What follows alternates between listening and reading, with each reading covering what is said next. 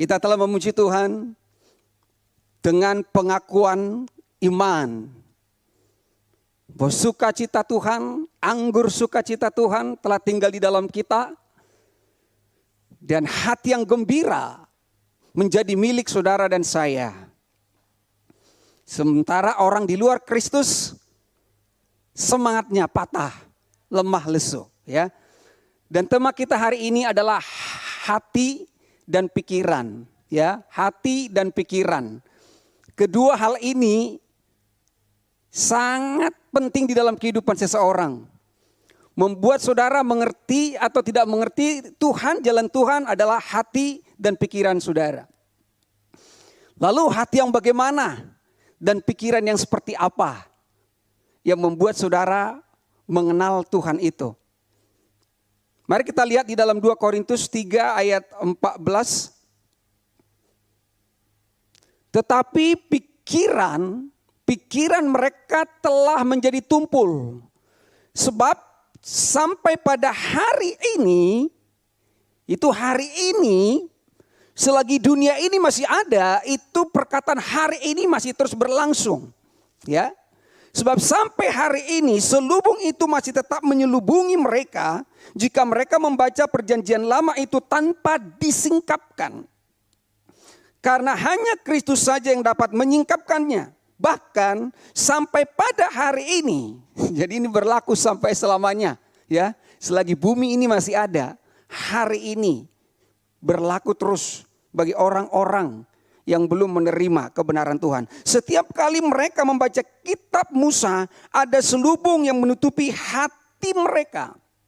Ya, ada selubung yang menutupi hati mereka. Pikiran tumpul tidak mengerti apa-apa. Ya, mau dijelaskan seperti apapun kalau pikirannya masih tumpul, masih tertutup selubung, maka orang itu tidak akan mengerti. Selama apapun dia menjadi orang Kristen, sehebat apapun pemahaman dia tentang teologi, tentang Tuhan, dia tidak akan pernah bisa mengerti. Karena apa? Masih tumpul. Dan hatinya juga tertutup oleh selubung itu. Sehingga dia tidak bisa mengerti Tuhan. Hidupnya hanya ya seperti daun pintu, saudara ya. Hari Minggu datang ibadah terbuka, setelah itu tertutup lagi. Tapi hanya sebatas di situ saja perputaran kehidupannya. Dan hanya Kristus yang dapat menyingkapkan ya, pikiran yang tumpul dan hati yang tertutup selubung ini, hanya Kristus yang dapat menyingkapkan. Bukan pengetahuan, bukan pengajaran agama, tetapi hanya Kristus yang dapat menyingkapkan. Mari kita lihat berikutnya, saudara. Matius 15 ayat 14. Biarkanlah mereka itu. Yesus yang ngomong ini tentang ahli Taurat, orang Farisi, pendeta-pendeta, orang-orang teologi ya saudara ya, yang sudah belajar tentang firman Tuhan. Tapi apa kata Yesus? Biarkanlah mereka itu. Mereka orang buta yang menuntun orang buta. So clear ya. Jadi di luar Kristus sehebat apapun titelnya saudara, itu buta. Pikirannya tumpul, hatinya masih tertutup. Dan itu adalah orang buta. Mereka orang buta yang menuntun orang buta. Dan dijelaskan jika orang buta menuntun orang buta, pasti keduanya jatuh ke dalam lubang. Jadi kalau pendetanya buta, jemaatnya buta juga. Sama-sama mohon maaf, ya sama-sama masuk lubang. Walaupun heboh kelihatannya saudara ya. Jadi udah jelas tentang pikiran dan hati ini supaya kita akan lihat bagaimana penyingkapan Tuhan. Jawabannya di dalam 2 Korintus 3:16. Tetapi apabila hati mereka berbalik kepada Tuhan, maka selubung itu diambil daripadanya. Oke? Jadi di sini saudara, awalnya titik baliknya adalah apabila hati seorang berbalik kepada Tuhan, maka selubung itu diambil daripadanya. Selubung itu diambil daripadanya. Saya akan berikan contoh. Kedua anak muda yang ganteng sini, udah cepat. Yuk, Oba dan jangan si Oba sih, kamu aja, kamu. Ya, oke. Saya akan berikan contoh sebentar, saudara. Apabila hati orang itu berbalik. Nah, berbalik. Kamu di sini. Kamu di sini Bang? Kau menghadap ke sini ya. Sini Kak. Kamu.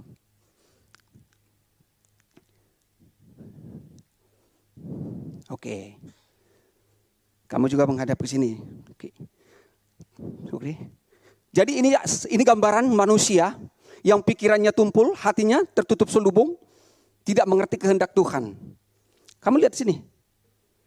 Nah, saya ada di posisi dia. Inilah manusia yang di dalam Adam yang sudah makan dari buah pengetahuan tentang yang baik dan jahat. Walaupun ini baik, ini jahat, tapi tidak akan pernah mengerti kebenaran Tuhan. Saya ada di sini. Hidup saya ada di sini, kiblatnya di sini. Tapi dikatakan apabila hati seorang berbalik 180 derajat, berbalik, ini adalah gambaran Yesus. Maka sekarang saya datang kepada Yesus, maka apa yang saya terima sekarang adalah dari Yesus. Yang lama sudah ada di belakang dan sekarang saya ada di dalam Yesus, saudara. Itu makanya sekarang saya nggak bisa lagi melihat apa yang di belakang. Nggak bisa lagi melihat apa yang di belakang saya. Itu namanya berbalik. Jadi bukan menghadap. Kan kalau di jalan itu ada belok kiri, itu cuma berapa derajat ya? 90 ya. Jadi masih bisa lihat sini, bisa lihat sini. Nah di sini banyak orang-orang agamawi ya di sini posisinya. Dia ada di pertengahan itu. Dirinya ada, mencoba dari Tuhan juga ada. Jadi dicampur. Dia tahu tentang Tuhan seadanya dan kekuatannya juga masih main. Tapi ketika kita berbalik 180 derajat, semua itu diriku sudah bukan aku lagi. Hidupku bukan aku lagi, melainkan Kristus yang hidup dalam aku. Jadi itu saudara berbalik. Itulah yang selalu saudara dengarkan kebenaran sampai saudara betul-betul mengerti apa yang selalu disampaikan di sini. Tuhan itu kasih, hanya Dia yang benar, hanya Dia yang baik. Oke, God bless. Thank you ya. Sudah berbalik saudara. Itu apabila hati seorang berbalik kepada Tuhan, maka selubung itu diambil daripadanya. Jadi siapa yang ngambil? Bukan doa kita yang mengambil. Bukan usaha kita, bukan perjuangan kita. Tuhan yang ngambil. Ketika saya berbalik tadi, Dia yang buka. Membuka selubung itu. Dari mata, dari pikiran, ya, berbalik kepada Tuhan. Itu yang selalu dikatakan bertobat ya. Bertobat, berbalik. Berbalik 180 derajat. Jadi bukan belok kiri atau belok kanan. Setengah di dalam diri kita, setengah di dalam Tuhan. Selubung. Itu selubung adalah kain penutup wajah, saudara ya. Kain penutup wajah. Kain penutup wajah, jadi ketutup selubung, sehingga orang yang ketutup selubung itu tidak akan bisa melihat. Nah, tidak bisa melihat. Jadi orang itu seperti orang buta. Gitu. Selubung. Selubung itu menutupi, sehingga dia tidak bisa melihat. Apapun tidak akan bisa melihat dan tidak bisa membedakan. Dan orang itu seperti orang buta. Berjalan di dalam kegelapan. Berjalan di dalam kegelapan. Jadi di luar Kristus orang berjalan di dalam kegelapan. Seperti orang buta. Doktrin-doktrin masih membuat mereka buta. Mari kita lihat saudara bagaimana pikiran dan hati yang baru. Jadi di dalam hatinya itu ada Yesus. Ada cross. Hati yang baru itu terjadi ketika Kristus ada di dalam hati saudara. Pikiran yang baru ketika Kristus ada di dalam pikiranmu. Jadi keduanya ini kita akan sinkronkan saudara. Karena kehidupan manusia capek, hati percaya, pikiran menolak. Gitu ya. Atau perasaan terbawa, logika tidak bermain. Jadi kacau gitu dalam kehidupan. Jadi pikiran dan hati ini menjadi selaras. Karena sama-sama dikuasai oleh Kristus. Saudara memiliki hati yang baru, memiliki pikiran yang baru. Tanpa memiliki hati yang baru dan memiliki pikiran yang baru, sejauh manapun perjalananmu, pengorbananmu, pengabdianmu, dedikasimu di dalam agama, semua akan sia-sia. Tidak ada artinya tanpa saudara memiliki hati yang baru dan pikiran yang baru. Nyanyinya bagus, khotbahnya bagus, terstruktur semuanya, sistematis semuanya, joknya ada, homiletikanya ada, semuanya tanpa hati yang baru dan pikiran yang baru yang menyampaikan kebenaran, itu tidak akan ada hasilnya saudara. Baik, Pertanyaannya, kapankah kita menerima hati yang baru dan pikiran yang baru? Kapan, saudara? Banyak orang ngaku-ngaku sudah memiliki hati yang baru, memiliki pikiran yang baru. Kapan? Kita kan lihat, saudara, itu bukan dibuat-buat. Oh, sejak aku jadi orang Kristen, sejak aku dibaptis, sejak aku terjun pelayanan. Bukan, saudara. Kita menerima hati yang baru dan pikiran yang baru ketika kita ada di dalam Kristus. Ada di dalam Kristus. Perhatikan, ada di dalam Kristus, bukan sekedar lahir baru. Lahir baru itu saudara percaya menerima Yesus sebagai Tuhan dan Juru Selamat pribadimu, sekali saja lahir cukup. Anda sudah lahir baru. Tapi hatimu itu harus benar-benar baru dan pikiran baru, tidak berhenti di sana. Karena orang hanya sekedar lahir baru masih bisa disesatkan. Jadi jangan bangga cuma lahir baru doang, saudara. Saudara benar-benar seperti tadi. Kalau sudah lahir baru, berarti saudara itu harus benar-benar berada dalam Kristus. Hadapnya langsung berbalik 180 derajat. Jangan 90 derajat. Sehingga kadang kita ke dalam kehidupan kita yang lama, kadang kepada Tuhan, hari Minggu kepada Tuhan, harinya Tuhan, hari yang lain hari terserahlah. Bagaimana orang menafsirkannya, saudara ya? 2 Korintus 5:17. Jadi siapa yang ada dalam Kristus, bukan di dalam gereja ya, bukan sekedar orang Kristen, bukan yang dikatakan pendeta atau sarjana teologi. Siapa yang ada di dalam Kristus, ia adalah ciptaan baru. Yang lama sudah berlalu, sesungguhnya yang baru sudah datang. Di situ terjadinya, saudara, di dalam Kristus, bukan di dalam agama. Bahkan bukan di dalam sekedar agama Kristen. Apa itu yang lama? Jadi ada dua di sini, ada yang lama, ada yang baru. Yang lama tadi kehidupan yang di sebelah sini, yang diwakili oleh si cantik tadi. Yang lama pikiran masih tumpul, masih tertutup oleh selubung. Masih hidup dengan diri sendiri, masih hidup dengan kekuatan, masih hidup dengan usaha kita, masih hidup dengan agama kita seperti ahli Taurat orang Farisi. Mereka lebih pintar soal kitab suci, bahkan bisa banyak hafal-hafal. Minimal Pentatuk ya, 5 kitab Musa, saudara. Itu apa? Hati yang keras, hati yang belum bisa mengerti kehendak Tuhan. Jadi apa yang baru, saudara? Yang baru itu adalah pikiran Kristus. Itu yang baru. Saudara memiliki pikiran Kristus, memiliki hati yang percaya kepada kasih Tuhan, ketaatan kepada Tuhan, hidup di dalam kasih-Nya. Itu dah. Jadi baru kita sudah hidup dalam kasih Tuhan, bukan hidup lagi di dalam kasih kita sendiri. Karena Petrus masih hidup di dalam kasih-Nya sekalipun dia sudah ikut Tuhan. Makanya dia pernah mengatakan, kami sudah mengasihi engkau, sudah bayar harga, sudah meninggalkan segala sesuatu untuk mengiringi engkau. Yes. Saudara, ketika Yesus menyerahkan nyawanya di kayu salib, maka dikatakan tabir bait suci terkoyak, ya, terkoyak dari atas ke bawah. Jadi selubung tadi itulah seperti tabir bait suci. Tabir bait suci itu kurang lebih setebalnya 10 cm loh, saudara. Bagaimana? Setebal yang terbuat dari kain kermisi, kain sutra, kain ungu, itu sampai berlapis-lapis.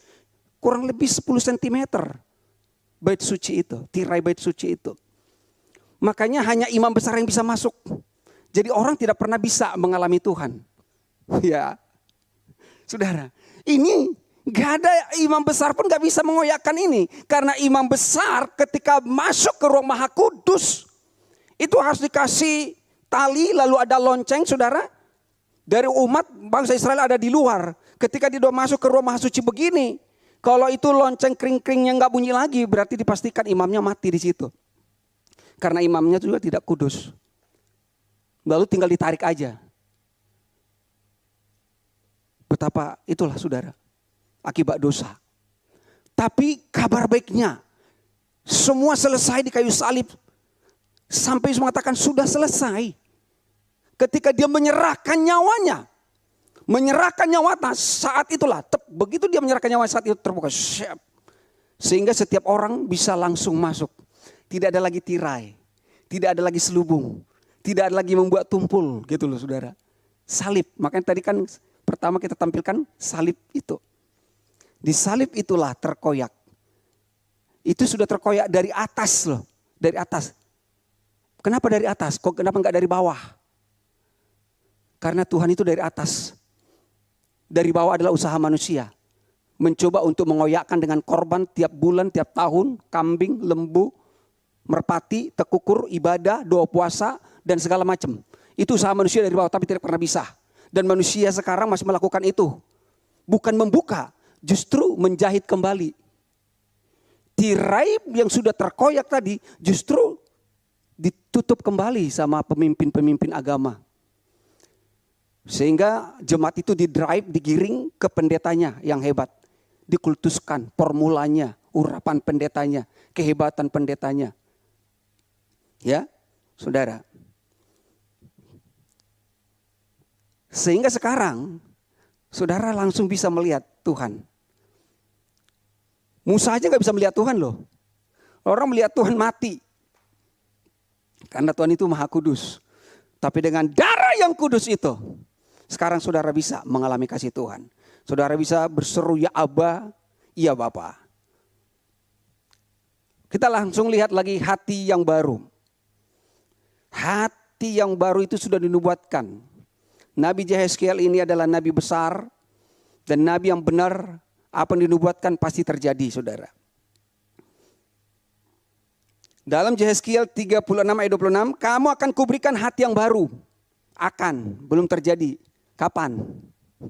Setelah salib kan? Gitu saudara. Kamu akan kuberikan, itu yang akan terjadi. Jadi Yehezkiel itu sudah dapat pewahyuan itu saudara. Minggu lalu kita dengarkan bahwa kitab Nabi Yesaya itu banyak sekali mencatat tentang perjanjian baru. Menubuatkan tentang perjanjian baru. Kelahiran Kristus, kematian Yesus, penebusan sudah sempurna, pembebasan dari kutuk. Ya semua sudah digenapin saudara kitab Injil ya. Kamu akan kuberikan hati yang baru dan roh yang baru di dalam batinmu. Ya. Dan aku akan menjauhkan dari tubuhmu hati yang keras dan kuberikan kepadamu hati yang taat. Jadi hati yang baru itu hati yang taat. Yang taat itu karena percaya. Percaya. Kenapa bisa taat? Karena percaya. Kenapa tidak taat? Membangkang karyawan sama pimpinannya. Kurang percaya sama bosnya gitu loh. Jadi kenapa kita bisa taat? Karena percaya. Percaya kepada apa? Kepada karya Tuhan. Kepada kasih yang sempurna tadi. Saudara. Jadi Tuhan berikan kepada kita hati yang baru, hati yang taat, hati yang percaya, hati yang mengerti kehendak Tuhan. Hati yang mengerti kehendak Tuhan. Itu makanya Yesus mengatakan bukan kehendakku, melainkan kehendakmu lah yang terjadi. Supaya saudara tidak mengikuti kehendak diri sendiri lagi. Tapi mengikuti kehendak Tuhan. Itulah hati yang baru. Mengerti kehendak Tuhan. Apa kehendak Tuhan dalam hidup kita? Apa rencana Tuhan dalam hidup kita? Kalau orang tidak mengerti kehendak Tuhan, dia akan selalu menyalahkan Tuhan. Sakit, nyalakan Tuhan. Usaha bermasalah, nyalakan Tuhan. Di manakah Tuhan? Tuhan tidak adil dan lain sebagainya. Mengkomplain Tuhan. Akan bertanya, sama seperti orang yang buta sejak lahir. Ini orang ini buta, kenapa? Apakah karena dosa orang tuanya? Selalu akan begitu. Bukan mencari solusi. Apakah karena dosanya? Saudara. Jadi hati yang baru itu mengerti kehendak Tuhan. Kehendak Tuhan apa? Supaya Tuhan dipermuliakan. Dengan apa? Dengan mencelikkan mata yang buta tadi. Dengan membuka selubung itu dari kehidupannya. Dalam Efesus 3 ayat 16. Efesus 3:16. Aku berdoa supaya Tuhan Yesus menurut kekayaan kemuliaannya menguatkan dan meneguhkan kamu oleh rohnya di dalam batinmu. Jadi hati yang baru itu ketika saudara terima hati yang baru itu karena roh Tuhan tinggal di dalam saudara. Roh Tuhan, bait Tuhan itu kita. Bukan lagi gedung ini, ya. Makanya Tuhan bilang robohkan, dalam 3 hari aku akan bangun. Maksudnya Yesus harus mati dan bangkit. Dan sekarang bait suci bukan lagi di Yerusalem, bukan gedung-gedung gereja yang megah itu saudara. Yang kata Pastor Maria ada kemarin itu sudah berubah menjadi pasar, jadi restoran, jadi toko, jadi apa. Memang itu sudah kenyataan di bagian Eropa sana saudara ya. Bersyukur di Indonesia masih dipakai. Restoran, bioskop bisa dipakai jadi tempat ibadah. Cuma pertanyaannya, apakah hatinya sudah terbuka dan pikirannya sudah terbuka, saudara? Oke? Jadi saudara, sehingga oleh imanmu Kristus diam di dalam hatimu dan kamu berakar serta berdasar di dalam kasih. Iman. Ketika saudara menerima iman Kristus, maka kita tahu bahwa Yesus telah tinggal dalam kita. Jadi di dalam hati yang baru itu ada roh Tuhan. Sudah ada roh Tuhan. Roh Kudus, roh Tuhan sendiri. Roh Tuhan itu apa kerjanya dalam kita? Dalam Roma 8 itu jelaskan, dialah pendoa syafaat saudara 24 jam satu hari. Dalam Injil Yohanes jelaskan roh Tuhan itu memimpin saudara ke dalam segala kebenaran. Orang yang sudah memiliki hati yang baru, roh Tuhan itu adalah memimpin kita ke dalam segala kebenaran. Bukan menginsafkan akan dosa. Karena saudara sudah insaf akan dosa, tapi orang yang di luar Kristus mereka yang selalu diinsafkan akan dosa. Makanya jangan bilang, aduh Tuhan tegur saya sudah melakukan kesalahan. Bukan, dia menuntun kepada kebenaran. Jadi orang yang sudah memiliki hati yang baru, pikiran baru yang dalam Kristus, itu roh Tuhan di dalam saudara selalu menuntun kepada kebenaran. Dibawa kepada kebenaran saudara ya. Sehingga kebenarannya itu apa? Bahwa Tuhan itu mengasihi kita. Kan itu cuma satu kebenaran. Tuhan mengasihi saudara. Tuhan itu adalah kasih. Dan kita berakar serta berdasar dalam kasih Tuhan. Jadi bukan berdasar lagi di dalam ajaran-ajaran agamawi. Tapi benar-benar di dalam kasih Tuhan. Kalau sudah kasih Tuhan berbicara, selesai, aman, damai, sentosa. Dunia dan akhirat saudara ya. Kalau sudah kasih, hidup dalam kasih. Oke. Nah selanjutnya saudara kita lihat. Karena saudara sudah memiliki hati, maka saudara harus jaga hati. Jagalah hatimu. Amsal 4:23. Ini Salomo terkenal dalam perjanjian lama orang yang memiliki hikmat. Karena roh Tuhan. Jadi Tuhan berikan hikmat kepada dia. Hikmat kan kita tahu tidak bisa dicapai dengan pendidikan doktor, profesor, PhD. Hikmat itu hanya dari Tuhan. Pengetahuan bisa dituntut setinggi-tingginya. Ya kan? Tuntutlah ilmu setinggi-tingginya. Walaupun ilmu tidak bersalah, tapi masih dituntut juga. Nggak tahu pasal berapa. Saudara, baik. Jagalah hatimu dengan segala kewaspadaan, karena dari situlah terpancar kehidupan. Nah, hati tadi, setelah hati saudara menjadi, ini tetap dijaga. Gitu maksudnya. Fokus pada Tuhan. Sadar roh Tuhan ada pada saudara. Menuntun kepada kebenaran. Gitu. Ya. Dari situ terpancar kehidupan. Lah mengapa kita menjaga hati? Kenapa hati ini, hati yang baru ini harus dijaga?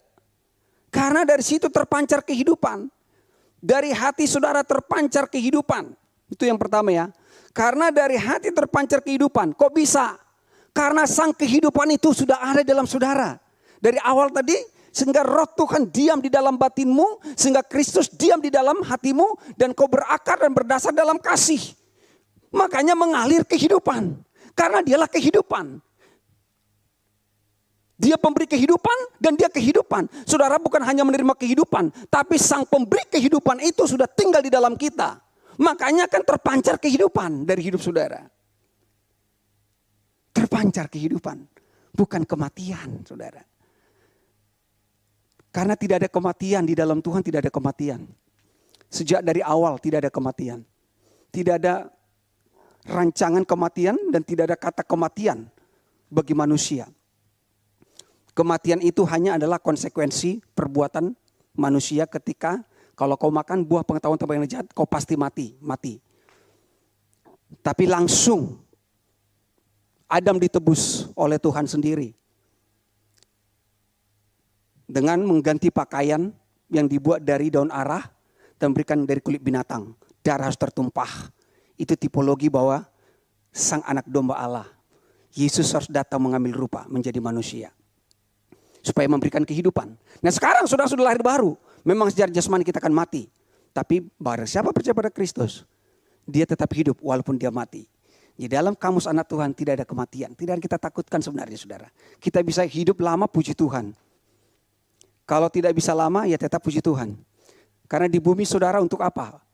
Untuk memancarkan kehidupan, mengalirkan kehidupan dan membagi kehidupan dari Kristus. Di sorga ya udah tinggal happy aja, berpesta ya. Baik saudara. Jadi Kristus sang kehidupan itu sudah ada di dalam kita. Karena dari hati terpancar kehidupan. Kemudian dalam Yohanes 7 ayat 37. Ya, ini ada korelasinya dari perjanjian lama ke perjanjian baru. Saudara, benang merahnya sudah ketemu tadi. Yohanes 7 ayat 37. Dan pada hari terakhir, yaitu pada puncak perayaan itu, Yesus berdiri dan berseru, barang siapa haus, baiklah ia datang kepadaku dan minum. Ya. Barang siapa percaya kepadaku, seperti yang dikatakan oleh kitab suci, dari dalam hatinya akan mengalir aliran-aliran air hidup. Jadi dari hati saudara mengalir aliran-aliran air hidup. Banyak gereja seperti discipleship yang minggu kemarin sedang di padang gurun, di padang belantara, di tanah tandus, di tanah yang kering.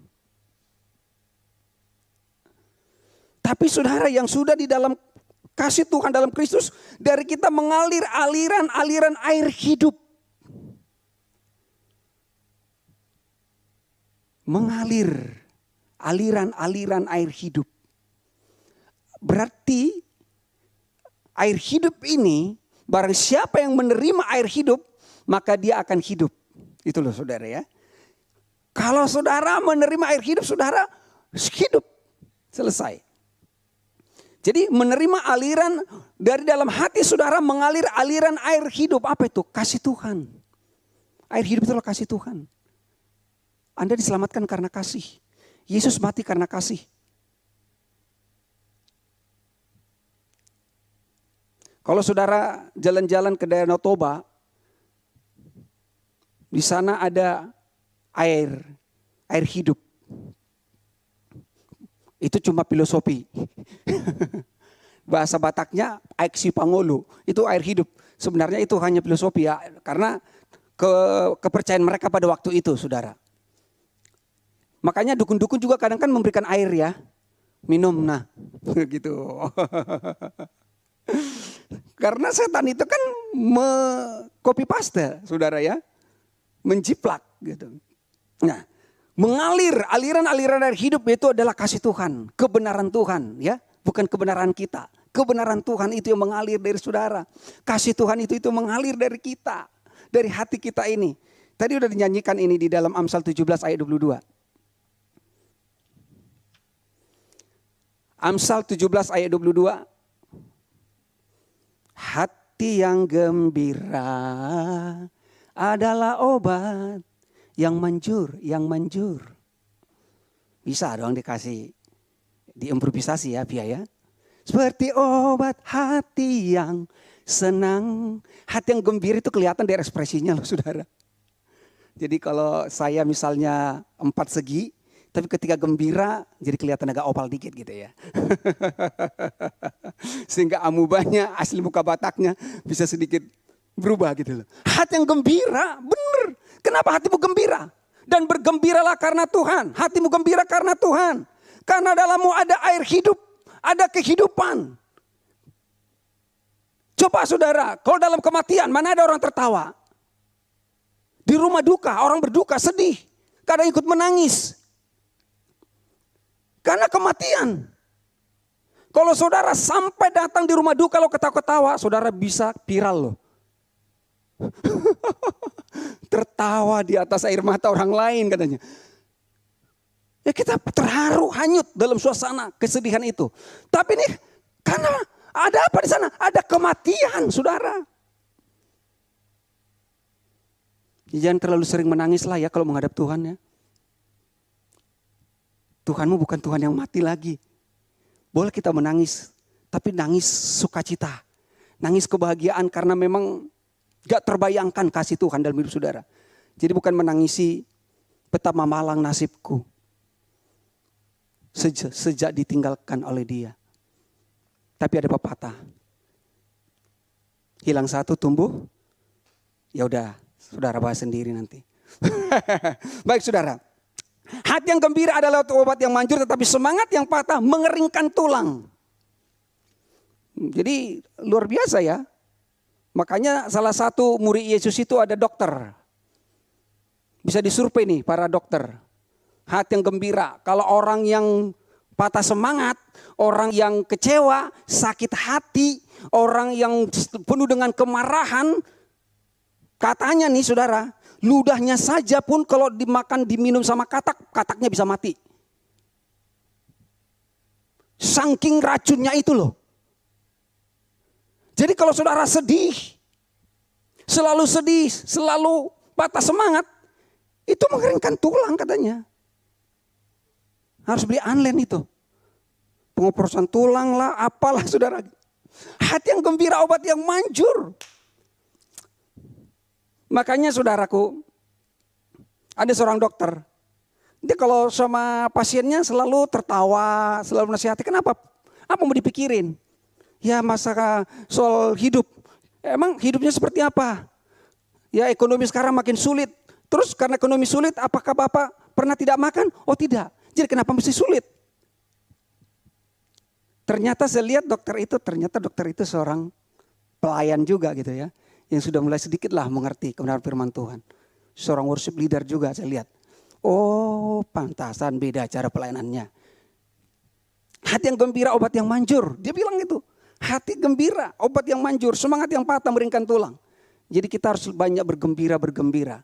Umur-umur yang sudah semakin tua, yang sudah kepala 5, kepala 6, banyak-banyaklah tersenyum, katakanlah dengan senyum. Ya, senyum. Kalau kita senyum kepada orang, pasti orang balas dengan senyum. Tapi kalau kita melotot kepada orang, mungkin bukan hanya matanya yang melotot kepada kita, bisa tindakan yang lain. Karena umur kita itu ditetapkan Tuhan 120 tahun loh saudara. Teman saya ada umur orang tuanya 101 tahun. Masih kuat, masih bisa ke pesta orang Batak, masih pakai kebaya. Di kampung loh. Tapi orang di kota agak sulit ya. Susah. Karena sudah lebih banyak polusinya. Kalau di kampung itu kan alami, melihat yang hijau-hijau. Mata saya pernah terganggu. Terus dokter bilang harus melihat daun-daun yang hijau. Jadi kalau saya misalnya jalan gitu ya, saya nggak perlu keliling-keliling, ada pohon itu aja, saya begini-gini aja bergerak terus, melihat terus kepada pohon ini terus. Sehingga yang hijau-hijau itu datang. Karena rumput tetangga lebih hijau, oh bukan. Jadi itu saudara, kenapa mereka bisa sehat? Karena kita ini kan terbuat dari tanah. Manusia itu terbuat dari tanah, sementara saudara menghindari tanah, menghindari lumpur, di rumah sudah keramik, jalanan udah aspal, dicor, di beton, gak pernah lagi saudara menginjakkan kaki. Sementara orang di kampung, saudara seperti saya dulu, karena saya orang kampung, itu nyeker. Kita cangkul itu masuk tanah, kaki kita itu dikubur sama tanah. Pantasan mereka sehat. Magnet buminya ada, karena saudara gravitasi ada.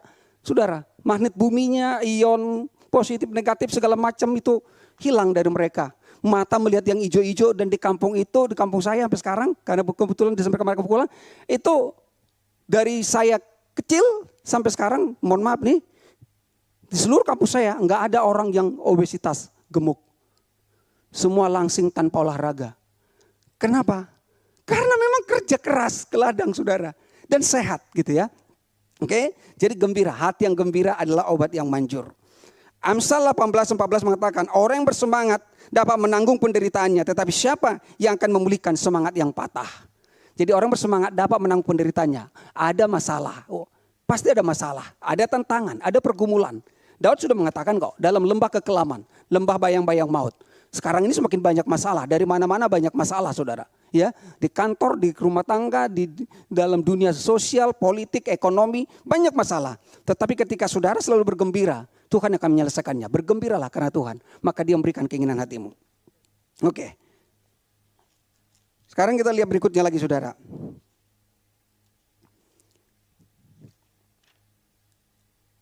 Oke, Efesus. Dan supaya Ia menjadikan mata hatimu terang, agar kamu mengerti pengharapan apakah yang terkandung dalam panggilannya. Betapa kayanya kemuliaan bagian yang ditentukannya bagi orang-orang kudus. Supaya Ia menjadikan mata hatimu terang. Makanya tadi jaga. Supaya hati kita ini tetap terang saudara. Jangan kadang terang, kadang remang-remang. Seperti mati lampu. Jangan saudara ya. Jadi harus terang. Supaya hati kita terus terang katanya. Mengerti apa itu? Mengerti kebenaran akan kasih Tuhan. Jadi gak berubah-ubah. Saudara gak kadang-kadang mengerti, oh iya Tuhan mengasihi saya. Terus dengar lagi dari sana, beda lagi. Dengar dari sini, beda lagi. Pusing sendiri saudara. Seperti yang pernah dikhotbahkan Pak John. Masalah Tritunggal, masalah ini, Yesus Tuhan Juru Selamat. Kalau hatimu sudah terang, gak apa-apa. Dari dulu pengajaran itu sudah ada. Penyesatan sudah ada dari dulu. Dan dimensinya pasti berkembang. Karena pengetahuan manusia bertambah dan populasi bertambah. Kemajuan bertambah. Pasti penyesatan itu berbagai macam cara semakin terjadi. Bahkan semakin halus saudara.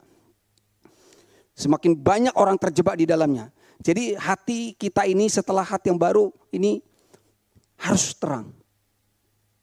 Hatimu terus terang dan terang terus. Seperti lampu Philip. Terang terus, terus terang. Itulah hati saudara. Orang jujur itu kan terus terang ya kan? Katakan terus terang. Kau usah neko-neko saudara. Dalam hal apapun ya. Jadi supaya dia menjadikan mata hatimu terang. Supaya kau mengerti pengharapanmu. Pengharapan yang terkandung di dalam panggilan Tuhan. Jadi kita bukan sekedar selamat masuk surga.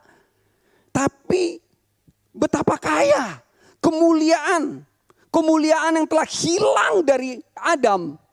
Dan kemuliaan itu sekarang diberikan kepada saudara. Betapa kayanya kemuliaan yang ditentukannya bagi saudara orang-orang kudus. Karena telah dikuduskan. Selagi di bumi ini kita sudah hidup dalam kerajaannya. Kita hidup di dalam tanah perjanjian. Kita hidup dalam Yerusalem baru. Sebelum kita ke sorga saudara ya. Nah sekarang kita masuk pada pikiran. Hati sudah selesai masuk kepada pikiran yang baru. Kolose 3 ayat 1. Karena itu kalau kamu dibangkitkan bersama dengan Kristus. Ini kan Yesus bangkitkan.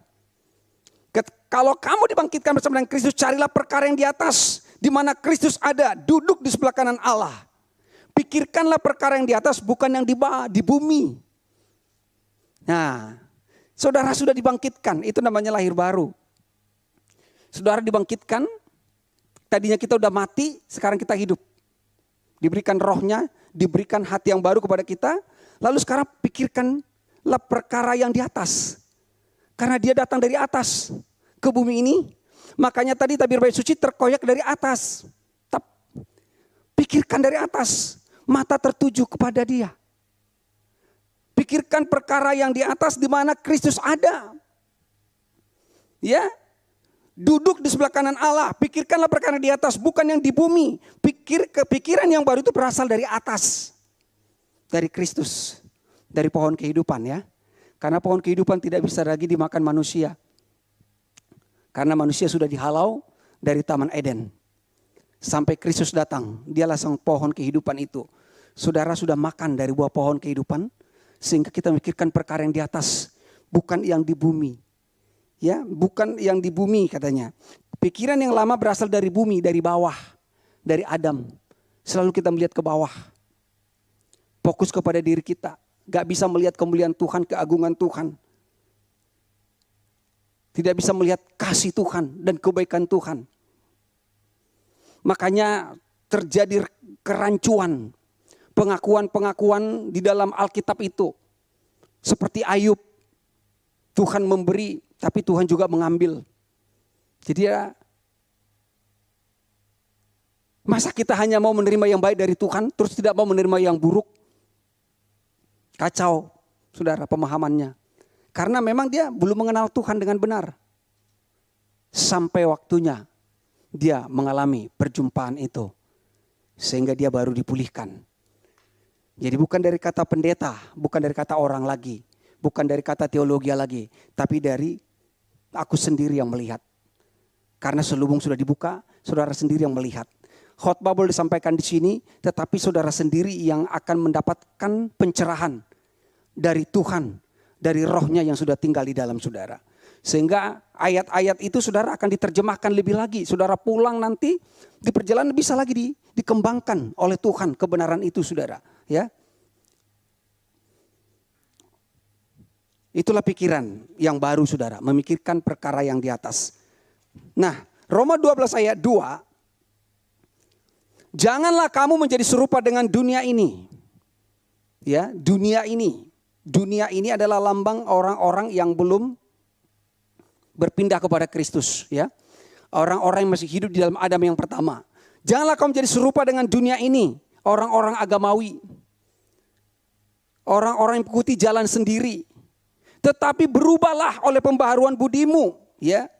Jadi di situ kan perubahan pikiran. Ya. Berubahlah oleh pembaharuan pikiran. Jadi pikiran harus dibaharui sehingga kamu dapat membedakan manakah kehendak Allah, apa yang baik, yang berkenan kepada Allah dan yang sempurna. Jadi hati yang baru diberikan sekarang, saudara, pikiran ini harus dibaharui. Karena ketika saudara lahir baru, pikiran kita ini tidak lahir baru. Pikirannya dibaharui. Rohnya yang lahir baru. Lalu diberikan hati yang baru. Tapi pikirannya harus dibaharui. Hari lepas hari. Mendengar kebenaran firman begini, pikirannya sedang dibaharui. Saudara bersekutu, saudara baca firman. Itu terus diperbaharui, diperhadapkan kepada situasi-situasi. Itu terus diperbaharui. Makanya kadang-kadang ada orang kesempatan untuk berbalik kembali. Kepada laptop, kembali ke laptop, kepada yang lama, saudara ya. Nah, baharui pikiranmu sekarang. Mengapa kita harus membaharui pikiran? Ke gereja, lahir baru, tapi pikirannya belum dibaharui. Mereka akan digiring kepada pengajaran-pengajaran yang bukan kepada kebenaran Tuhan yang sesungguhnya. Itulah jemaat yang di dalam kitab Wahyu, saudara. Digembalakan oleh pemimpin-pemimpin, oleh malaikat itu adalah pemimpin-pemimpin gereja. Dan kaki dian itu adalah gambaran jemaat. Dan Tuhan bilang semua kaki dian itu akan dipindahkan. Cepat atau lambat. Tuhan akan memindahkan kepada orang di mana diajarkan aliran air hidup. Di mana diajarkan kebenaran tentang akan kasih Tuhan. Nah, mengapa kita harus membaharui pikiran? Satu, supaya kita dapat membedakan manakah kehendak Allah. Dapat membedakan kehendak Allah. Karena kadang orang bilang, aku sakit, ya kehendak Tuhan. Usaha bangkrut, kehendak Tuhan. Supaya apa? Supaya makin dekat kepada Tuhan. Supaya aku belajar. Saudara, mana kehendak Tuhan? Apa kehendak Tuhan dalam hidup kita? Kehendak Tuhan adalah percayalah saudara akan kasih Tuhan. Itu kehendaknya. Kalau saudara percayakan kasih Tuhan, saudara tidak akan pernah bisa menyalahkan Tuhan dalam keadaan apapun. Kemudian yang baik. Apa itu yang baik? Yang baik hanya dari Tuhan.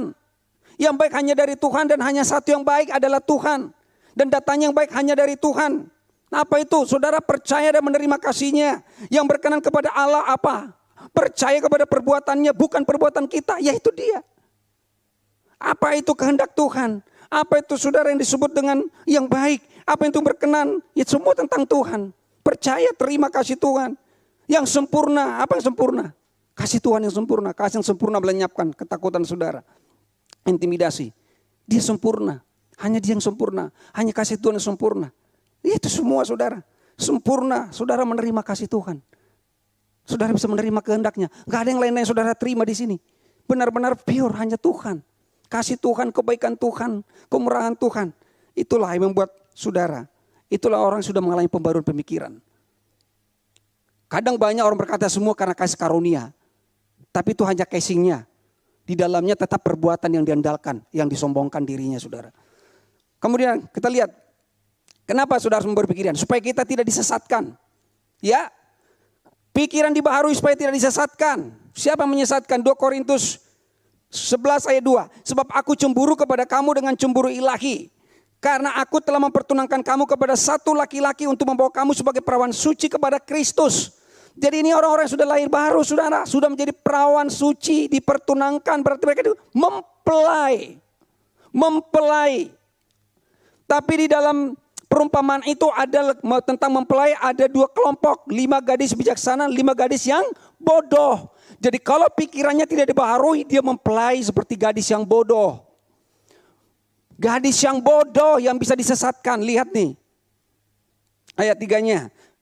Tetapi aku takut kalau pikiran kamu disesatkan dari kesetiaan kamu yang sejati kepada Kristus. Sama seperti Hawa diperdayakan oleh ular itu dengan kelicikannya. Nah saudara, sudah lahir baru. Sudah anak Tuhan. Tapi pikiran tidak dibaharui. Bisa diperdaya. Jadi sudah mempelai. menjadi gadis yang bodoh, membeli minyak kepada penjual minyak, padahal minyaknya palsu. Mengejar urapan, mengejar mujizat, mengejar kuasa, mengejar berkat.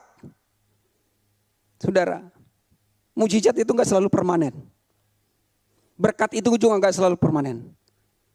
Ketika itu berubah, maka hidupnya juga enggak jelas, saudara. Jadi pikiran harus dibaharui supaya tidak disesatkan oleh nabi palsu. Orang-orang sudah mengalami pembaruan pikiran, saudara itu punya filter. Sebab apapun pengajaran di sana nggak perlu khawatir gitu loh, saudara. Apapun yang disampaikan di sana tentang ini, begini, saudara nggak perlu ragu. Oh, vaksin sampai sekarang masih dibahas. Kita sudah vaksin ini, katanya darah kita ini sudah terkonek dimanapun kita nanti kan bisa dikontrol. Dan kita sudah dikendalikan oleh antikris, itu adalah bagian dari chip segala macam. Pusing mikir itu ngapain, saudara? Toh Kristus sudah di dalam saya nggak mau tahu. Teman saya begitu rajin ngirim ke pasar. Kasihan, saudara, disesatkan lagi. Hanya permainan angka-angka. 6. Ya, apapun yang terjadi, terjadilah. Bahkan pernah saya dengarkan kesaksian seorang pendeta, ke neraka pun aku siap masuk, yang penting bersama Kristus. Karena kalau bersama Kristus neraka jadi full AC gitu saudara. Oke, baik. Ketiga, supaya kita memiliki pikiran Kristus, ya maka harus dibaharui. Ini udah selesai saudara ya. Matius 16 ayat 23. Maka Yesus berpaling dan berkata kepada Petrus, "Enyalah iblis, engkau suatu batu sandungan bagiku. Sebab engkau bukan memikirkan apa yang dipikirkan Allah, melainkan apa yang dipikirkan manusia." Ini dia contohnya. Bukankah dia sudah percaya Tuhan? Dia tahu Mesias. Engkau adalah Mesias, anak Allah yang hidup. Dia masih menyangkal. Dia katakan, "Aku rela mati untukmu. Kalaupun mereka menyangkal engkau, aku tidak." Tapi buktinya nyangkal, saudara. Pikirnya belum dibaharui. Jadi jangan berhenti sampai di sana. Maka dikatakan kau masih memikirkan apa yang dipikirkan manusia. Dia masih terpengaruh dengan ajaran Yudaisme, hukum Taurat, usahanya, kekuatannya. Petrus batu, loh batu. Ya, saudara. Lalu dikatakan dalam 2 Korintus 2 ayat 15. Tetapi manusia rohani menilai segala sesuatu, tetapi ia sendiri tidak dinilai oleh orang lain. Saudara sudah menjadi manusia rohani sekarang. Ada roh Tuhan di dalam saudara untuk saudara kebenaran. Sebab siapakah yang akan mengetahui pikiran Tuhan sehingga ia dapat menasihati dia? Tidak ada. Tetapi kami memiliki pikiran Kristus. Bukan berarti saudara mengetahui semua pikiran Tuhan. Impossible. Tapi saudara memiliki pikiran Kristus artinya apa? Saudara menerima segala kebaikan Tuhan. Percaya kepada Kristus sungguh-sungguh. Memiliki pikiran Kristus itu menerima kebenarannya.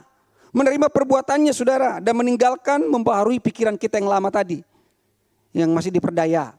Jadi kita gak ada lagi yang diperdaya. Oke, slide terakhir saya begini. Hati yang baru itu adalah hatinya Tuhan. Dalam Lukas 6 ayat 45. Orang yang baik mengeluarkan barang yang baik dari perbenaran hatinya yang baik. Dan orang yang jahat mengeluarkan barang yang jahat dari perbenaran yang jahat. Karena yang diucapkan mulutnya meluap dari hatinya. Jadi sekarang saudara, orang yang baik mengeluarkan barang yang baik dari pembenaran hatinya yang baik. Siapakah orang yang baik? Gak ada orang yang baik. Hanya Tuhan yang baik. Tapi Tuhan yang baik telah ada dalam saudara. Sehingga saudara menjadi orang baik karena Tuhan. Tapi karena kalau kita melakukan perbuatan semuanya seperti pemimpin yang kaya itu.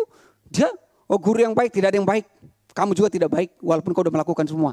Hanya Bapamu yang baik, hanya Tuhan yang baik. Tapi Tuhan yang baik telah ada dalam hati saudara. Maka sekarang hati saudara penuh dengan perbenaran segala kebaikan, kehidupan, kebenaran, kasih Tuhan. Ya, hanya satu yang baik, hanya Tuhan.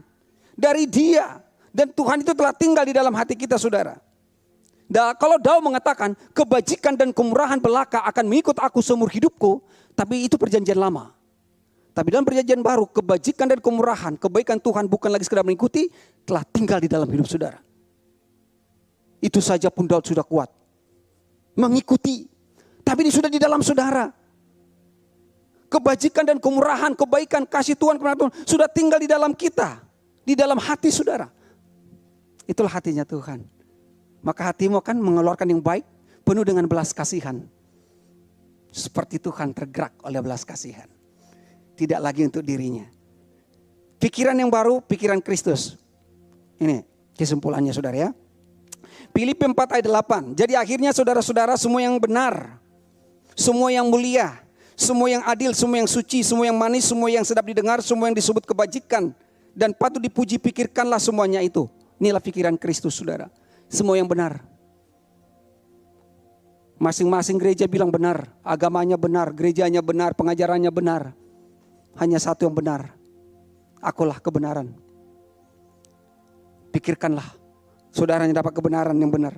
Kemudian semua yang mulia. Banyak manusia membangun kemuliaannya sendiri, membangun menara mulia dan lain sebagainya. Tapi kemuliaan hanya dari Tuhan.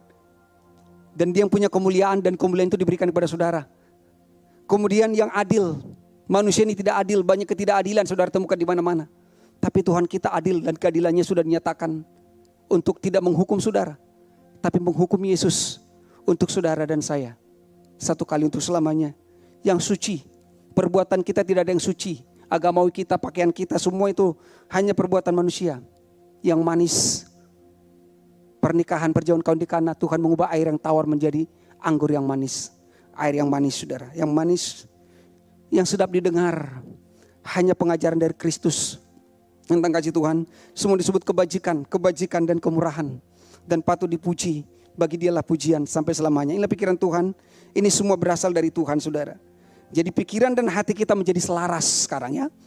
Pikiran dan hati saudara menjadi selaras. Tidak terjadi tolak-tolakan lagi. Pikiran dan hati kita menjadi selaras, sepakat menerima kebenaran kasih Tuhan. Hatiku percaya, pikiranku juga menerimanya. Dan di dalam Filipi pasal 2 mengatakan begini, hendaklah kamu dalam hidupmu bersama menaruh pikiran dan perasaan yang terdapat dalam Kristus Yesus. Jadi hati dan pikiran kita selaras dalam kita sendiri nih, dalam pribadi kita. Dan kedua, hati dan pikiran kita juga selaras dengan pikiran dan hati Kristus. Karena saudara sudah memiliki hati dan pikiran Kristus. Tuhan Yesus memberkati. Kita berdoa.